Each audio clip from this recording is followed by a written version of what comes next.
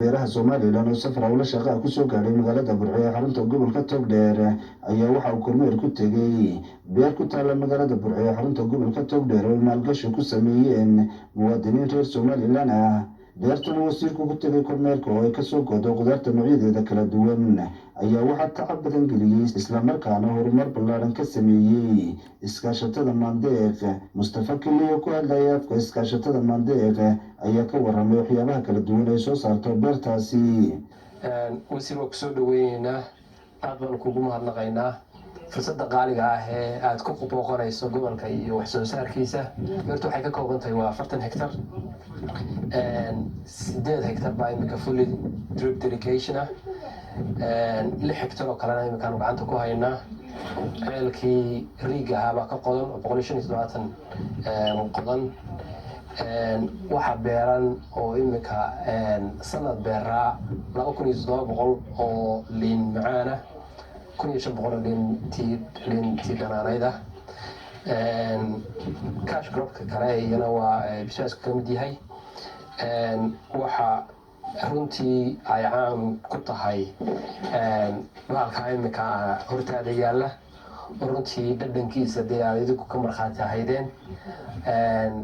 waxaan aad ugu mahadnaqaynaa xukuumadda Muuse Biixi Cabdi oo runtii dhiirigelinaysa wax soo saarka iyo dadku inay isku tashadaan. oo aanu gaar ugu mahadnaqayno sida ay noo kabtay ee ah cashuur dhaafka ay u samayso beeraha oo khaasatan wax badan naga qaatay.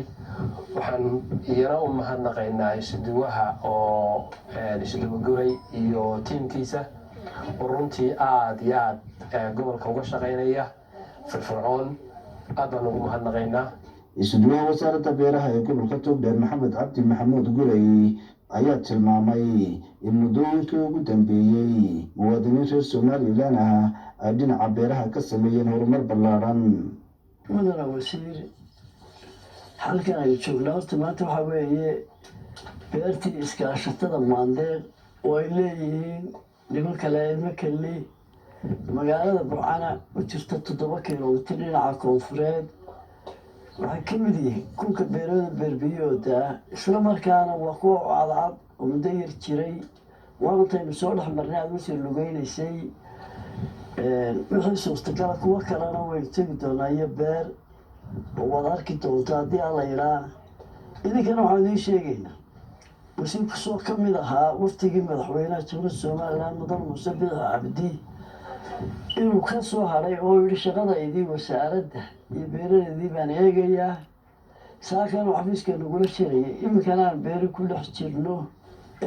qofka mas-uulkiina ama gobol ha loo dhiibo ama wasiira wasaaradda ha loo dhiibo dumuday qaadataa intuu kormeer ku taga ama shaqooyinka arki jira ilaa 6 bilood buu qofka maskaxda wacani ku kala bartaa waxa ama sanad.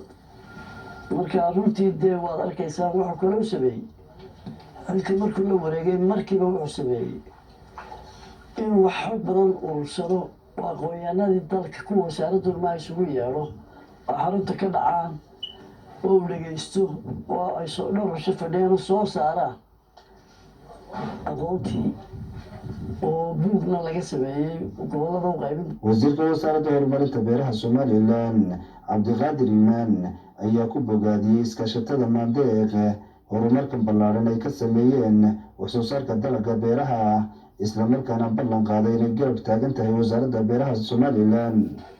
beertan quruxda badan aynu soo kormeernay markaan aynu dul fadhino iskaashatada Maandeeq oo ah beertan aynu dul fadhino warbixinteedana uu na siiyey Mustafa. waanu kaaga mahadnaqaynaa adiga iyo bahda kale ee beerta ka shaqaysay. waa tacab qurux badan. maxaa yeelay tacabkana waxa ka dambeeya un raaxo.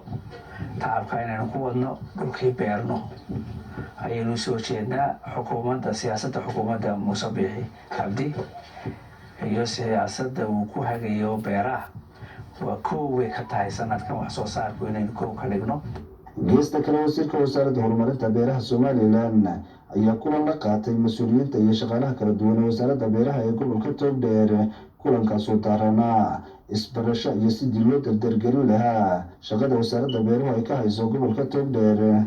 isuduwaha wasaaradda beeraha ee gobolka Togdheer Maxamed Cabdi Maxamuud Gurey oo kulankaasi ka hadlay ayaa soo dhaweeyay wasiirka islamarkaana tilmaamay inay wasaaradda beeraha ee gobolka Togdheer dadaal badan ku bixisay sidii ay wax soo saarka beeraha gobolka Togdheer kor ugu qaadi lahayd. madana si camal oo sameeyna iyo booliska oo runtii aad iyo aad u maasoo waxaan uga baahnaa la qabto.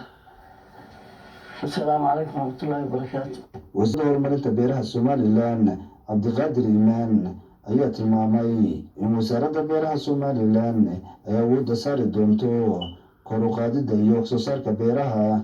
16 sano 20 sano baa wax la soo baray ka faa'iideeya dalka uga faa'iideeya idinku ka faa'iideysto aqoon barta aqoontu waa practical ma theory-ga practical ku isugu yimaadaan 1+1 = 2 wala inagu dhigay beertii may taala ma taalo beertii waxa yaala shinidii goormaad ku ridaysaa cayayaanka goorma soo baxaa sidee loo dilaa marka waxay soo siiyeen si data qabandiya oo tijaabiyeen cudurrada u adkaysanaya biyaha yar u adkaysanaya maxay jiirjiirka u adkaysanaya kuna baxaya 2 bilood iyo badh. Saciid Salabaan Nuur, warbaahinta qaranka Somaliland, magaalada Burco.